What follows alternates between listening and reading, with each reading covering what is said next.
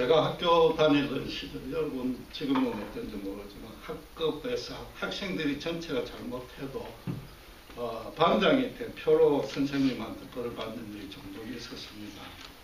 잘못했던 학생 숫자만큼 야구 방망이로 헛대서 매를 맞았습니다. 그런 모습을 쳐다보는 제 심정이 굉장히 착잡했던 것이 기억이 납니다. 반장이 아무 잘못한 것도 없고 선생님 지시대로 자습하고 조용히 지내자고 애들한테 독려를 했는데도, 그러니까 반장은 참 억울하다, 혼자 벌을 받으니까 참 안 되었다, 불쌍하다는 생각이 당연히 들었습니다. 또 내 대신 우리 대신 벌을 받으니까 고맙다는 것이 첫 번째 반응인데, 문제는 그것이 전부가 아니었다는 겁니다.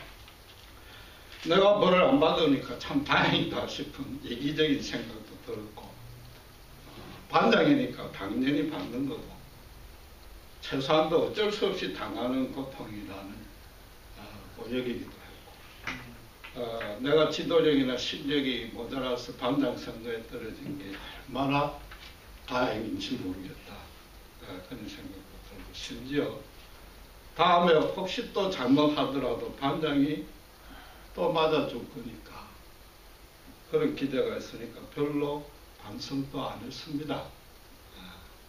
그리고 그렇게 하는 선생님이 성격이 이상하다, 집에서 부부싸움 한다, 도무지 전 합리적이 않다, 불공평하다, 그런 불만도 있었습니다. 이번 주가 교회 절기상으로 예수님이 십자가에 달리신 고난주간입니다. 십자가 전날 밤인데 지금은 치면 목요일이죠. 밤새도록 한숨도 못 잤습니다. 유대공회 처음에 대제사장한테 갔다, 그 다음 빌라도한테 갔다, 빌라도가 또 헤롯한테 보내고 다시 또 빌라도한테 오니까 밤새도록 4번이나 재판을 받았습니다. 유대 관원들의 하속이나 로마 군병들한테 알다시피 온갖 조롱과 멸시를 받았고, 채찍으로 40에 하나 감한 매도 맞아서 거의 죽을 지경이 되었습니다. 완전히 탈진을 했기 때문에 원래 십자가에 달릴 사형수가 지고 가야 될 그 나무를 구레네 시몬이 대신 져줘야 될 그런 정도였습니다. 또 인간이 고안해낸 사형 방안 중에 고통이 최고로 극심한 그 십자가에 달려서 마지막 피를 쏟고 죽었습니다. 그래서 신자들은 이 주님의 십자가의 고난을 회상하면서 이번 주를 경건하게 보내야 됩니다. 그런데 하나 우려되는 사항이 있습니다. 혹시라도 반장이 내 대신 벌을 받고 있는 모습을 제가 불신자였을 때 느꼈던 그런 심정으로 예수를 보지 않는가, 그게 염려된다. 얼마나 고통스러웠을까. 그 연민의 뭐 죄송하지만 불쌍한 마음도 들고, 내 대신 벌을 받아서 너무 감사하다, 여기까지는 뭐 큰 문제는 없습니다. 그런데 내가 저런 극심한 형벌에서 면제되니까 천만 다행이다, 이게 잘못된 생각이죠. 그건 잘못된 생각. 언제든지 받아도 마땅한 죄인인 거죠. 또 예수님이 인류를 구원하러 오신 메시아니까 당연히 그래야 되고, 또 어쩔 수 없이 죽는 것 아닌가, 이런 생각도 없어야 되는 것이고, 또 하나는 내가 그래도 목사나 선교사가 안 되고 일반 신자로 남아있으니까 핍박받을 일도 없고 뭐 희생 손해볼 걱정도 없으니까 참 좋다, 이건 신자가 가질 생각이 아닌 거죠. 나아가서 예수님께서 십자가에서 내 모든 죄를 용서하셨고 앞으로 지을 죄까지 다 죄값을 감당하셨으니까 거기다 천국 입성도 보장되었고, 세상에서 조금 더 즐겨도 되겠네. 옛 습성을 버리지 못하고 알게 모르게 짓는 죄의 해결을 늦추기조차 하면은 아주 잘못된 거다. 물론 대부분의 신자가 이런 십자가의 은혜를 거역하거나 그러면서 나태에 빠지고 이기적이고 심지어 불경스러운 반응은 하지 않습니다. 진심으로 여러분들 다 감사하고 겸손해지는데 문제는 예수님께서 당하신 어떤 육체적인 고통에 초점을 맞춘다는 거죠. 그것만 생각을 하는 거죠. 또 그렇게 되는 성경적인 근거를 마지막 날 밤에 겟세마네 동산에서 기도했던 오늘 본문 말씀을 듣는 겁니다. 39절에 이 잔을 내게서 지나가게 하시고 나의 원대로 마시고 아버지 뜻대로 하시라 하고 결국은 그렇게 승복했단 말이에요. 그러니까 예수님이 인간의 몸으로 오셨단 말이에요. 연약한 몸의 한계에 그 육신은 잘 받을 수밖에 없는 것이고 예수님도 십자가 천이 얼마나 참혹한지 잘 알기 때문에 이 십자가를 진다는 것이 결코 그분에게도 쉬운 일이 아닌 것은 맞습니다. 주님도 그걸 염려한 건 분명하단 말이에요. 그러나 그것만을 첫째 의미요 가장 중요한 의미라고 해석하면 조금은 부족한 것이단 말이에요. 왜냐하면 38절을 지금 다시 자세히 한번 보시면은 매우 고민하여 죽게 되었다라고 이야기를 하고 있습니다. 내 마음이 너무 고민이 되어서 죽게 되었다. 죽는 것이 염려가 되어서 고통스럽다라고 이야기하지 아니했단 말이에요. 마음의 고민이 너무 심해서 죽을 정도다라는 뜻이단 말이에요. 그럼 이 죽게 된 것은 지금 현재 당신께서 하고 있는 고민의 세기가 그게 너무 심하니까 그걸 최고로 강조하고자 하는 수사법이지 죽음 자체를 언급하는 내용은 거기 없단 말이에요. 그렇다면은 예수님이 죽을 정도까지 고민했던 그 내용이 뭔가 그걸 살펴봐야 된단 말이에요. 물론 십자가의 고통도 염려스럽지만은 바로 이 표현법 때문에 말하자면 내가 죽는 것이 걱정이 되어서 죽게 되었다 이렇게 말하는 건 아니지 않느냐 말이에요. 그렇죠. 이 표현법 때문에 정작 주님이 고민한 내용은 다른 것이다. 물론 그 첫째는 성부 하나님과 영원히 단절될 그 고통을 괴로워한 건 사실입니다. 왜 나를 버리시나 했고 그게 절규한 게 작년 우리 순환주월에 제가 그걸 설교를 했는데 그 고통스러운 건 사실이지만 주님은 부활하실 건 아시니까 또 성육신으로 이 땅에 오실 때부터 그건 각오했기 때문에 그것도 사실은 2차적인 겁니다. 38절을 영어 성경에는 어떻게 번역을 했는가 보시면은 슬픔이 가득하다. sorrowful이라 번역이 되어 있다. 너무 슬퍼서 죽을 지경이다.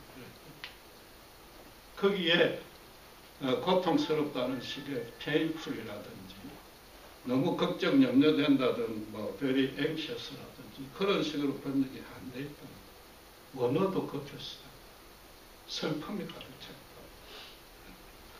예수님께서 제자들 보고 너희가 여기 남아서 함께 깨어 있으라고 그랬는데 혹시라도 뭐 기도하는데 방해되는 동물이나 사람을 너가 있는지 없는지 살펴보라든지 하루 유다 일행이 당신을 체포하러 오는 걸 둘치면서라는 말씀이 아니란 말이에요.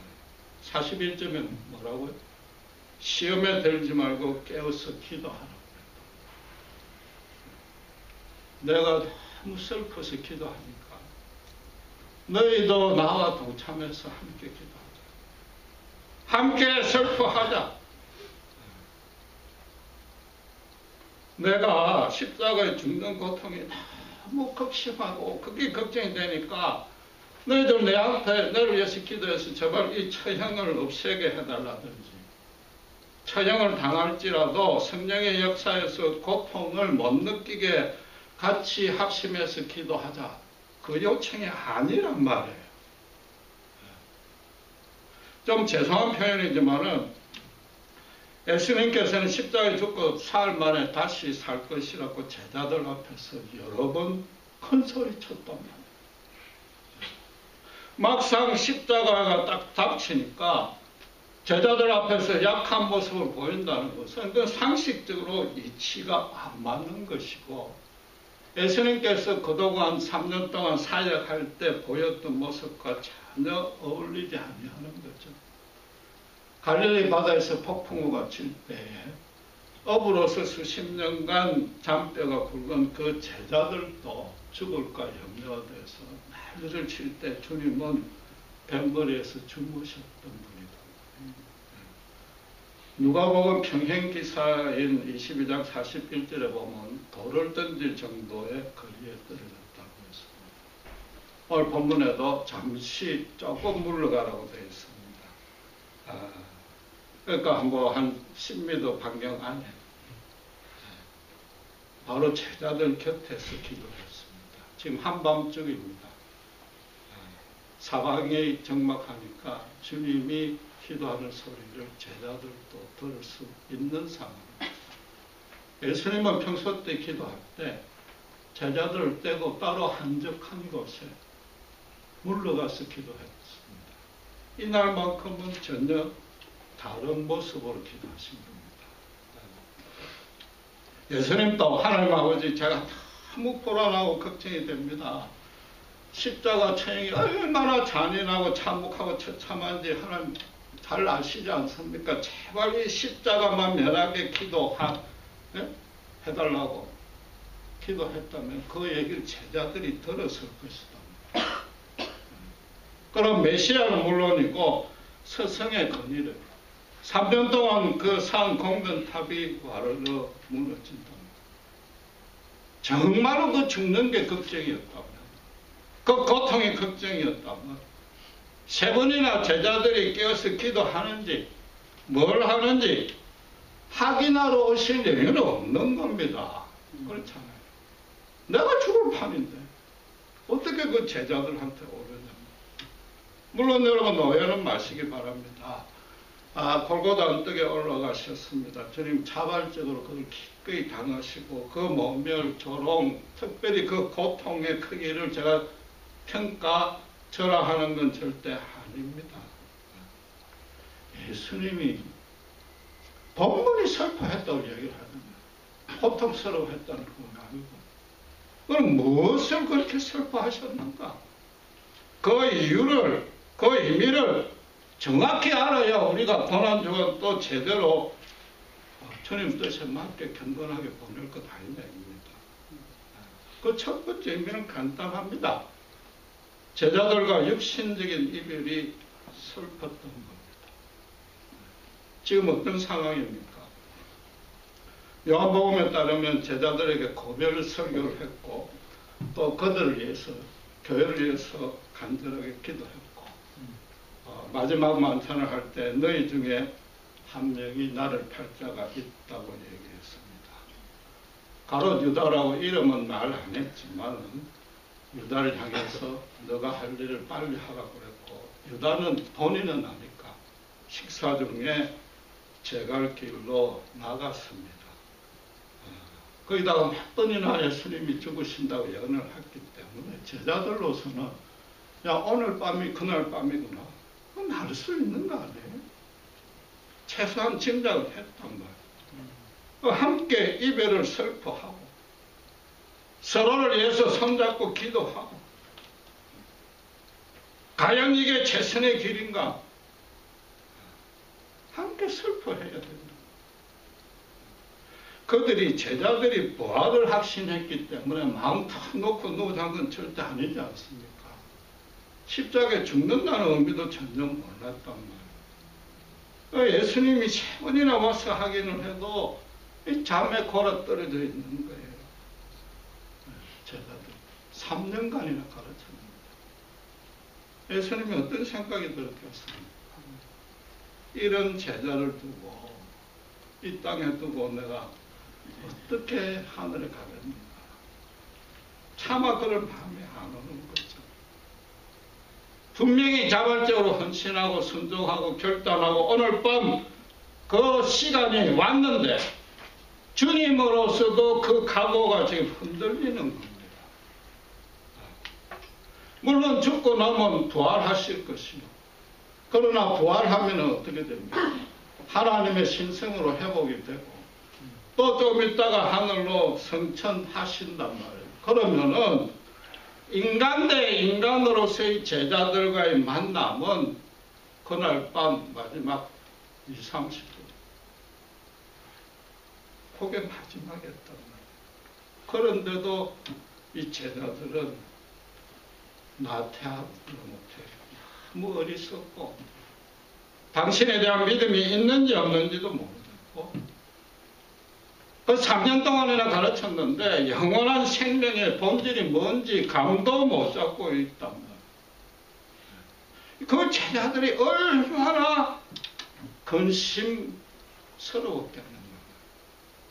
이런 면에서는 오히려 한글 성경이 슬픔 대신 근심으로 가득 찼다는 번역이 더 적합할지 모릅니다. 여러분 이걸 비유를 하자면 이런 겁니다. 서너 살짜리 아이만 두고 말기암에 걸린 엄마가 시한부 선고를 받고 이제 내일 모레 갑니다. 의사가 지정한 데드라인이 데이가 며칠 안 남아서 3일밖에 안 남았어요. 그 전에 말기암 걸렸을 때 이미 엄마는 죽는 건 기정사실이다. 처음엔 두려웠겠지만 그 죽음의 두려움도 벌써 극복했을 것이다. 대신에 뭐예요? 그 어린 자식을 볼 때마다 서너 살짜리 이 자식은 엄마가 무슨 병이 걸는지도 몰라. 죽는다는 것이 그게 무슨 의미인지도 전혀 몰라. 자식 부활을 그 자식이 알 수 있겠어요? 앞으로 고아로서 혼자 이 세상에서 겪을 그 고생과 그 인생과 그 삶의 무게 엄마가 그건 짐작이 되니까 가슴이 찢어지는 거죠. 눈물이 앞을 가리는 거죠. 그 아이 얼굴을 또 보고 또 보고 또 볼 거 아닙니까? 예수님이 기도하다가 제자들 얼굴 보러 또 보고 지금 가장 사랑하는 제자 3명을 데리고 오는 것 같다.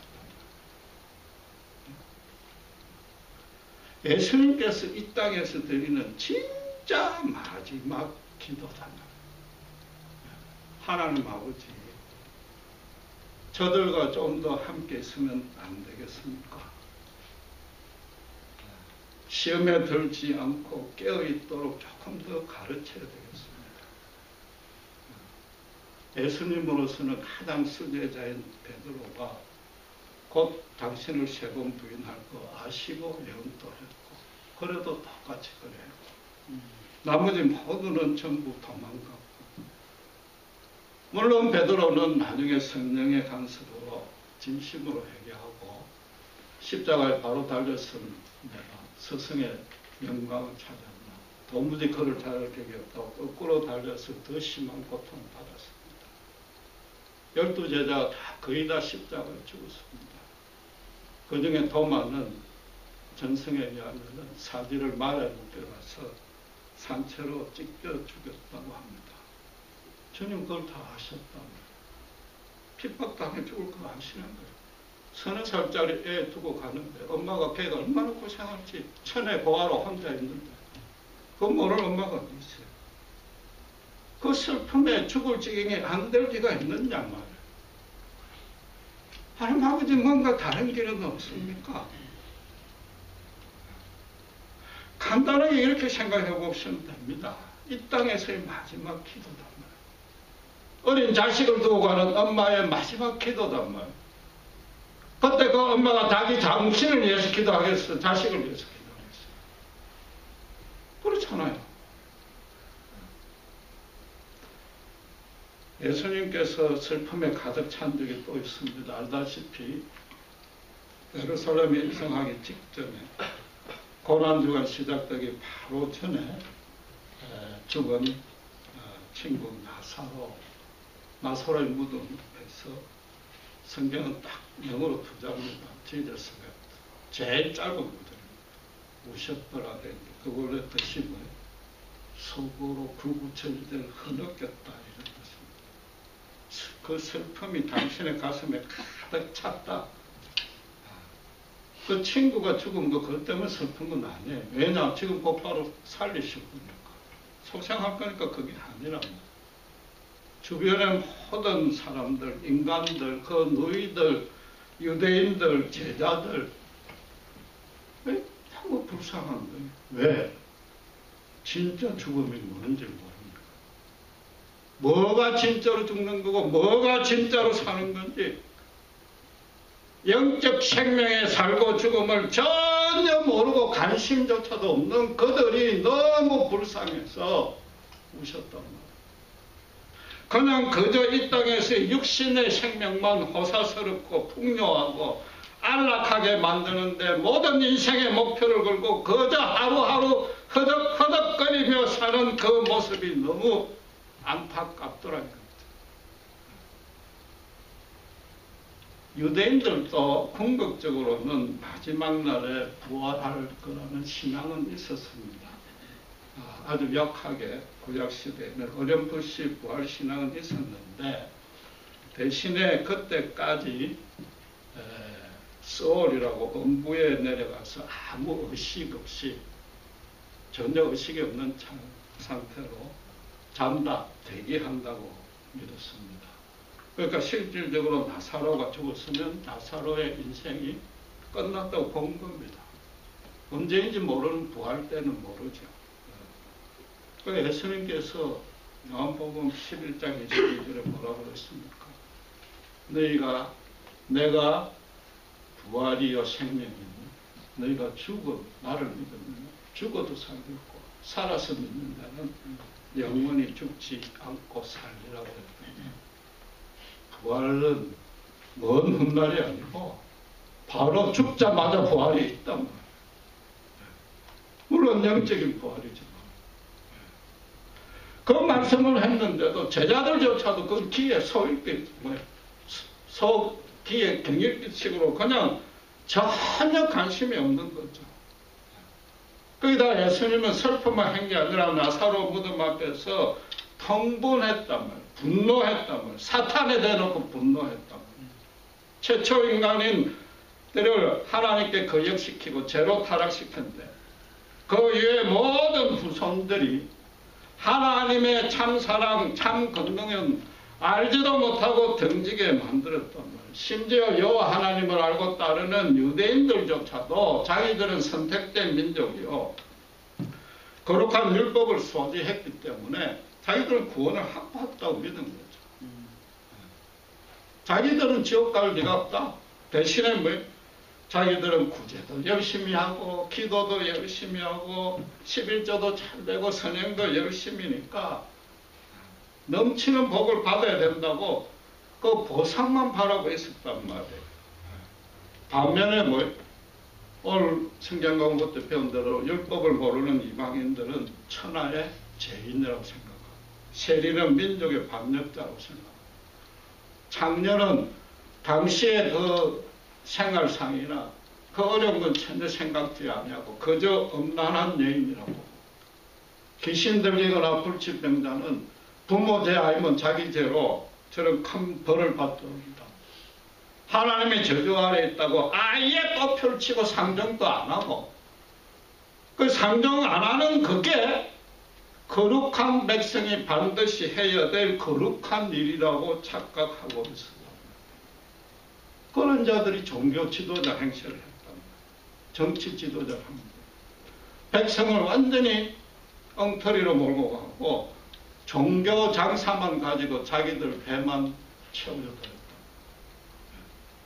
자칫 자기 돈이 수입이 줄 걸 생각하고 예수님을 그저 죽이려고만 덤벼드는데 나사로 때문에 더 죽이려 들고 그들도 불쌍하고 그들에게도 화가 나지만 그 배경에 있는 사탄, 흑암의 세력에 대해서 예수님은 극도로 분노하셨단 말이에요. 그래서 어떻게 했어요? 부활이 먼 훗날의 소망이 아니다. 절대로 어렴풋한 소망이 아니다. 제가 언제 말씀드린 대로 하늘에서 확정된 미래를 너희들 눈앞에 실현된 각오로 보여줄게. 지금 사탄의 종이 된 줄도 모르는 그 예식하는 유대인들 앞에서 딱 두 마디 하셨어요. 나사로야 나오너라. 무덤에서 절로 거들고 나왔어.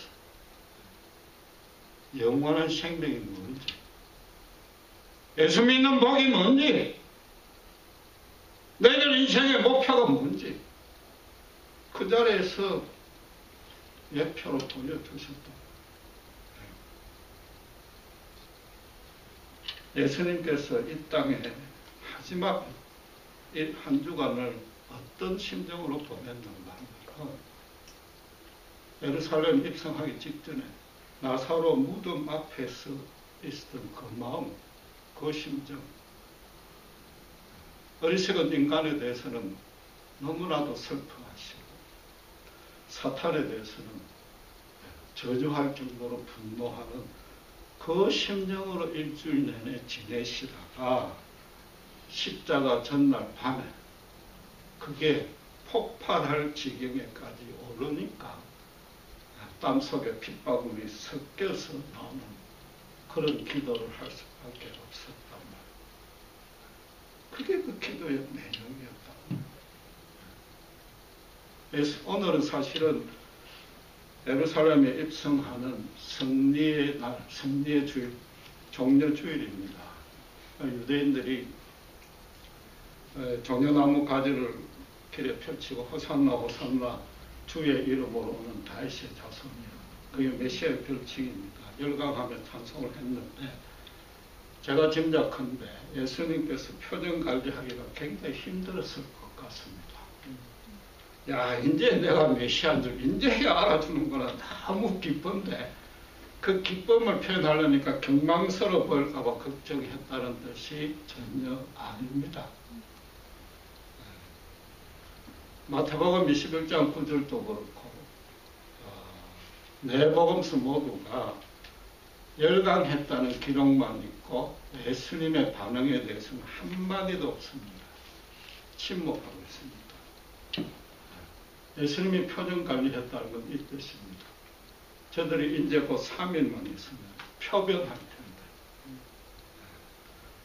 그저 육신의 생명에 풍요할 것만 달라고 요구할 텐데 나는 줄 것 하나도 없는데, 십자가에 흘린 피, 내 생명밖에 줄 거 없는데 저들이 또다시 사탄의 농간과 조종에 들어가서 당신에게 대해서 저주를 퍼부을 것을 다 아시는데,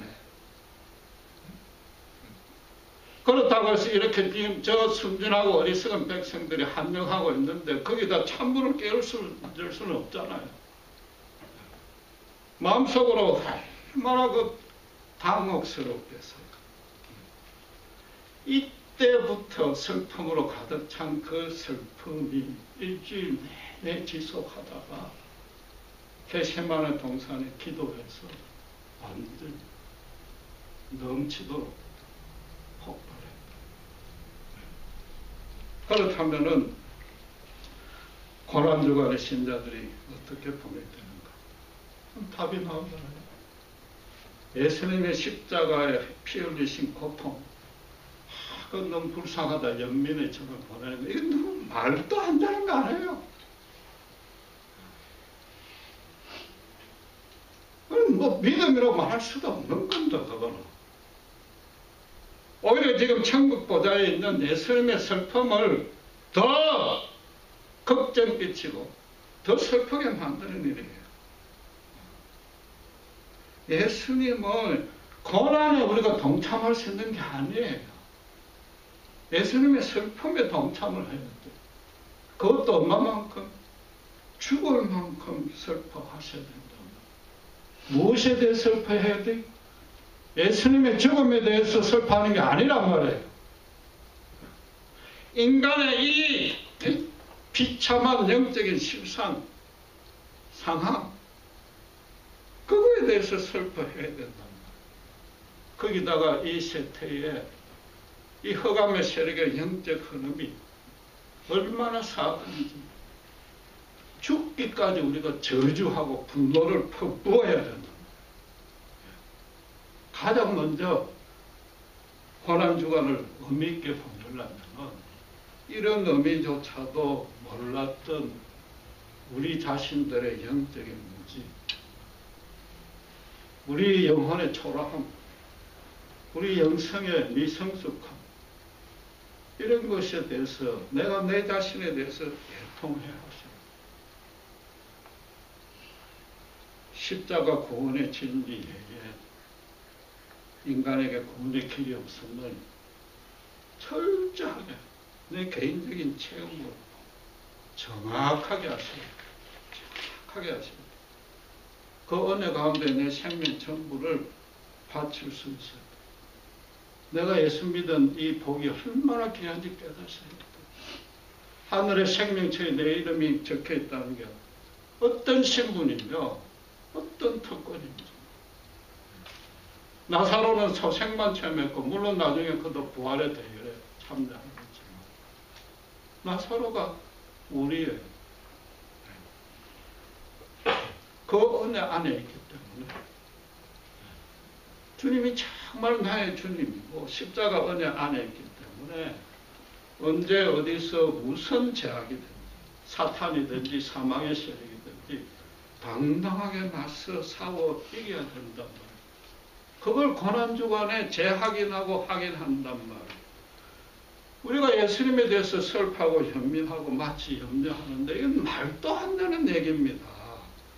물론 우리로서는 십자가 구원의 그 은혜가 너무 귀하니까 1년 중에 일주일이라도 감사하는 것, 그 순수한 마음이고 선하고 참 좋습니다. 좋지만은 아까 예를 든 대로 서너 살짜리가 호화가 됐는데 나중에 엄마 유서를 발견했어요.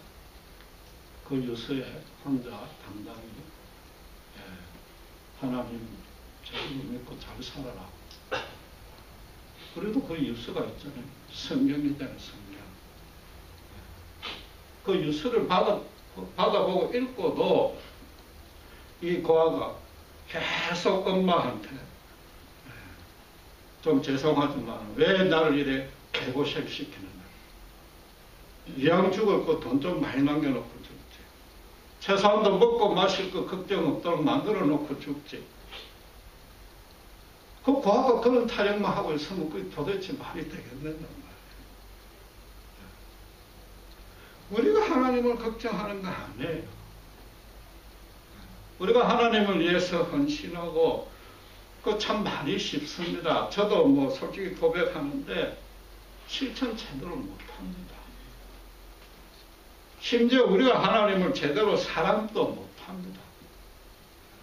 그분이 하늘 보좌에 계시면서 365일 동안 24/7 동안 우리를 염려해 주시고 보호해 주시고 인도해 주시고 모든 하늘의 귀한 것으로 우리 삶의 세밀한 구석구석까지 채워주십니다. 참 생명은 참된 선은 그분으로부터 오시는 것이요 결국은 당신의 영광된 자리까지 그분께서 이끄십니다. 그분이 저를 먼저 사랑하셨죠. 우리가 사랑한 것도 아니에요. 우리는 쉴 새 없이 그저 때만 쓰고 원망하고 심지어 불경스럽긴 하지만 그분은 처음부터 끝까지 변함없이 우리를 사랑하십니다. 그게 알파요 오메가요 시작이요 끝인 겁니다. 고난주간에 그 사랑을 여러분 말씀을 통해서는 기도를 통해서는 다시 진짜로 실감하셔야 됩니다. 입술로 주여 주여 하고 괜히 고난주간에 나서 얼굴 표정 심각하게 하실 거 없습니다. 대신에 고난주간에 어떻게 해야 돼? 기쁘고 신나야 돼. 즐거워야 돼. 그것으로 그치는 게 아니고 세 번이나 제자를 찾아오신 그 제자들의 상태를 하긴 주님을 닮아가시는 겁니다. 아직까지도 예수 그리스도를 모르고 그 사랑을 알지도 못하고 누리지도 못하는 사람들, 불신자들. 제가 불신자 시절에 그 대표로 벌받는 반장을 우습게 알았던 그런 그 정도 상태밖에 없는 그 사람들을 정말로 불쌍히 진심으로 눈물을 흘려야 됩니다. 그들의 어려운 문제도 당장히 해결을 해줘야 되지만 그들이 얼마나 영적으로 가난하고 피폐한지 눈물 흘릴 수 있어야 됩니다. 여러분, 신자된 정도는 불신자를 볼 때 가슴이 먹먹해져야 돼요. 최소한도 깝깝해지는 마음이 있어요. 그런 마음도 없다면은 솔직히 자기 구원을 의심해봐요. 고난 주간을 보내는 우리의 태도를 처음 그 반장의 비교에 다시 넣자면 우리를 대신해서 죄값을 다 치르고 구원하신 그분에 감사해야 되고 미안하고 그건 당연히 좋은 겁니다. 그런데 대신에 나는 지금 일반 신자로 남아있으니까 편안해서 좋다. 다행이다. 앞으로 죄값까지 다 갚았으니까 이제 뭐 괜찮네. 이것만큼은 버리시다. 이것만큼은 버리시다. 최소한도. 신자란 불신자들 앞에 똑같이 반장으로 서 있는 겁니다. 그게 신자입니다. 반장 같은 역할을 하셔야 됩니다. 주님 사랑 안에 아직도 들어오지 못한 그 사람들한테 어떤 형태로든 예수님의 순환을 내가 당하면서까지 예수를 알게 해줘야 됩니다.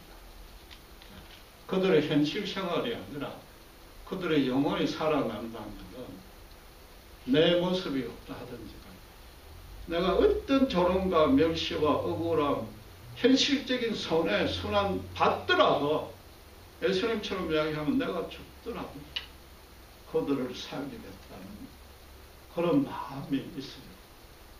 또 그런 마음으로 단 하나라도 실천을 해야 고난주간을 바로 보내는 것이다. 기도하겠습니다.